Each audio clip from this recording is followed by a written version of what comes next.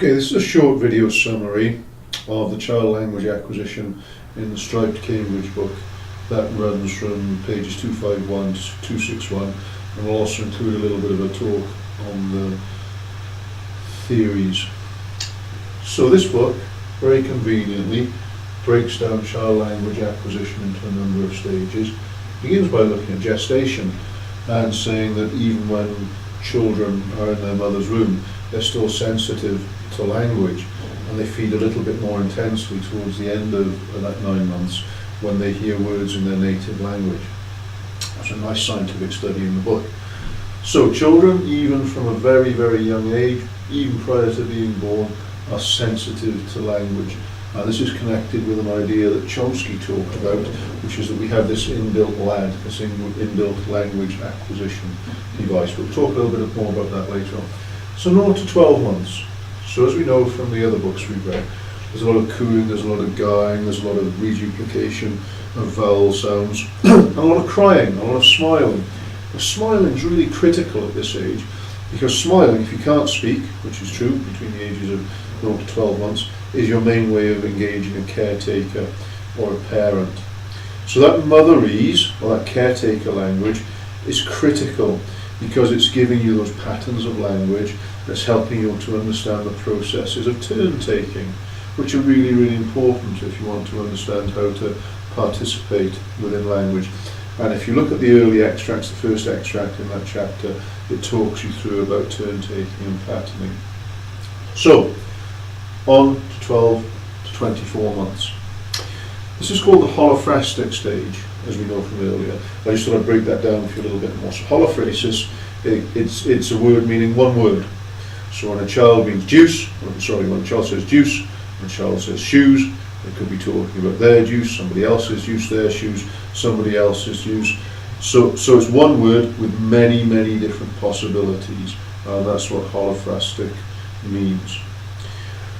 On then to 24 to 36 months, here we have the telegraphic stage of development.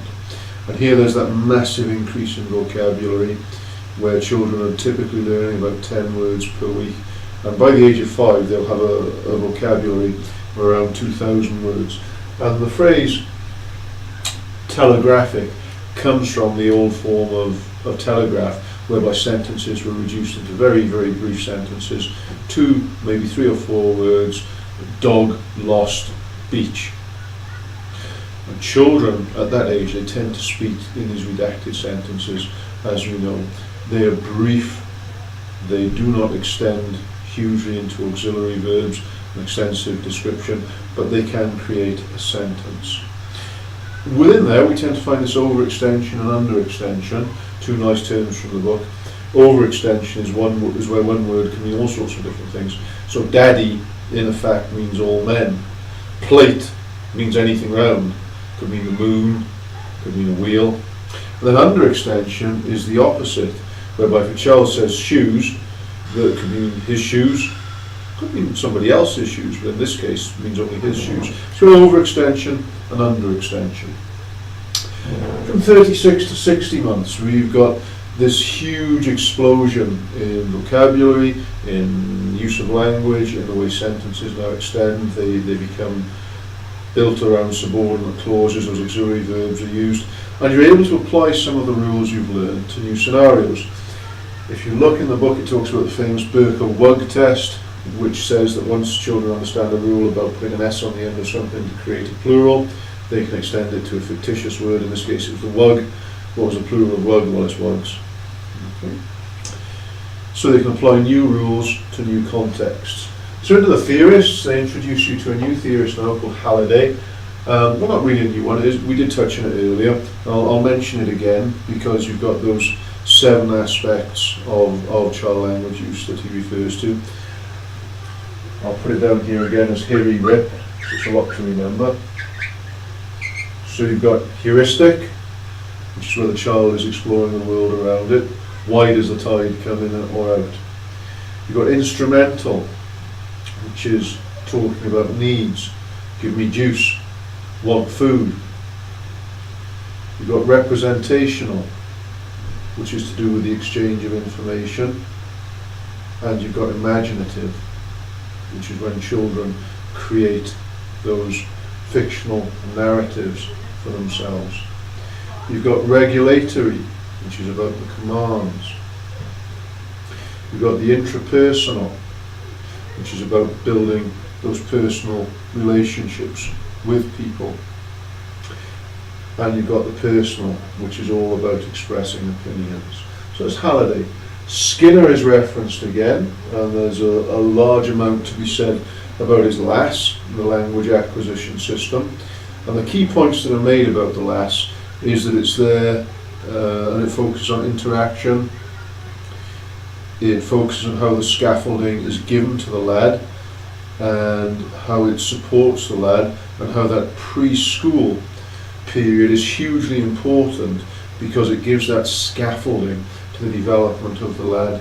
And of course it also references that age of 2 to 5 years where there's that massive explosion in a child's language. It also talks about two very important cases in connection with these two, which are Jim and Jeannie. Jim, who was deaf and was exposed only to television, and Jeannie, who was kept locked in a room. And of course both seem to suggest that the lad in itself is not enough for language to develop. You've got to have that intrapersonal behaviour, that reinforcement, that language acquisition support system for language to develop fully. So make sure you check out Jim and Jeannie. Piaget, we mentioned earlier on, and we need to say a little bit more about here because he divides language into 4 different areas. Again, he's a psychologist, so he's talking about how we understand the world, how we function cognitively, how we build understanding. This first stage is the sensory motor stage, up until the age of 2. This is where we explore the world through touching and feeling, and one of the key factors of our development there is that we understand object permanence, i.e. that when a ball or a piece of Lego is out of sight, it hasn't ceased to exist, it still exists. He then talks about the pre-operational stage, ages 2 to 5, where we've got this rapid development of language that's switched on by being with others, but the infant is still very egocentric. The world is still about the child. Me, feed me, I want.